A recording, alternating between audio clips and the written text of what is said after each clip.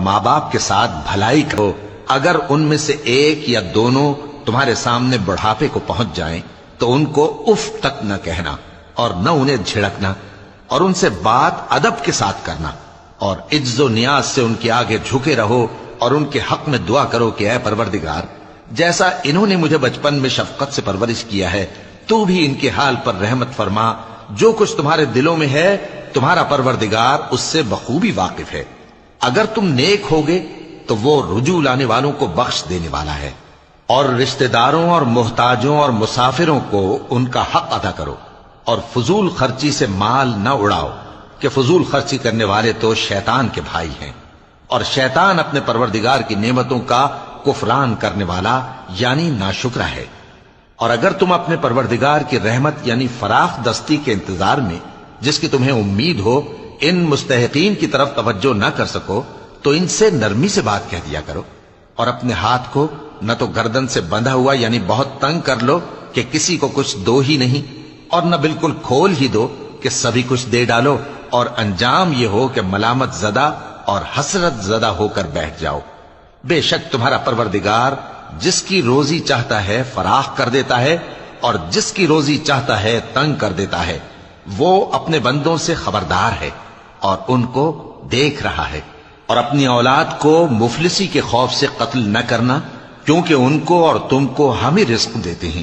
کچھ شک نہیں کہ ان کا مار ڈالنا بڑا سخت گناہ ہے۔ اور زنا کے پاس بھی نہ جانا کہ وہ بے حیائی ہے اور بری راہ ہے۔ اور جس جاندار کا مارنا اللہ نے حرام کیا ہے اسے قتل نہ کرنا مگر جائز طور پر یعنی بفتوائے شریعت۔ اور جو شخص ظلم سے قتل کیا جائے ہم نے اس کے وارث کو اختیار دیا ہے کہ ظالم قاتل سے بدلہ لے، تو اس کو چاہیے کہ قتل کے قصاص میں زیادتی نہ کرے کہ وہ منصور و فتح یاب ہے۔ اور یتیم کے مال کے پاس بھی نہ پھٹکنا مگر ایسے طریق سے کہ بہت بہتر ہو، یہاں تک کہ وہ جوانی کو پہنچ جائے۔ اور عہد کو پورا کرو کہ عہد کے بارے میں ضرور پرسش ہوگی۔ اور جب کوئی چیز ناپ کر دینے لگو تو پیمانہ پورا بھرا کرو، اور جب تول کر دو تو ترازو سیدھی رکھ کر تولا کرو۔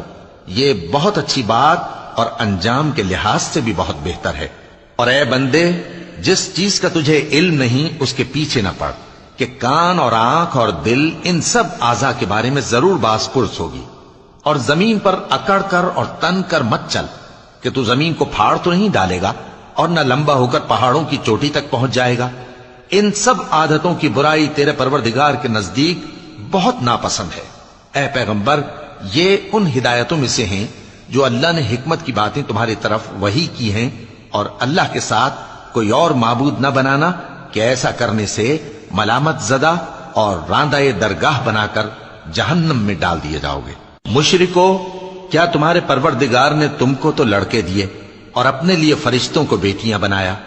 کچھ شک نہیں کہ یہ تم بڑی نامعقول بات کہتے ہو۔ اور ہم نے اس قرآن میں طرح طرح کی باتیں بیان کی ہیں تاکہ لوگ نصیحت حاصل کریں، مگر وہ اس سے اور بدک جاتی ہیں۔ کہہ دو کہ اگر اللہ کے ساتھ اور معبود ہوتے جیسا کہ یہ کہتے ہیں تو وہ ضرور عرش والے کی طرف لڑنے بھیڑنے کے لیے رستہ نکالتے۔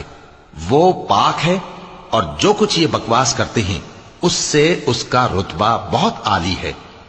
ساتوں آسمان اور زمین اور جو لوگ ان میں ہیں سب اسی کی تسبیح کرتے ہیں، اور مخلوقات میں سے کوئی چیز نہیں مگر اس کی تعریف کے ساتھ تسبیح کرتی ہے، لیکن تم ان کی تسبیح کو نہیں سمجھتے۔ بے شک وہ بردبار ہے، غفار ہے۔ اور اے نبی، جب تم قرآن پڑھا کرتے ہو تو ہم تم میں اور ان لوگوں میں جو آخرت پر ایمان نہیں رکھتے چھپا ہوا پردہ یعنی حجاب ڈال دیتے ہیں، اور ان کے دلوں پر بھی پردے ڈال دیتے ہیں کہ اسے سمجھ نہ سکیں، اور ان کے کانوں میں ثقل پیدا کر دیتے ہیں۔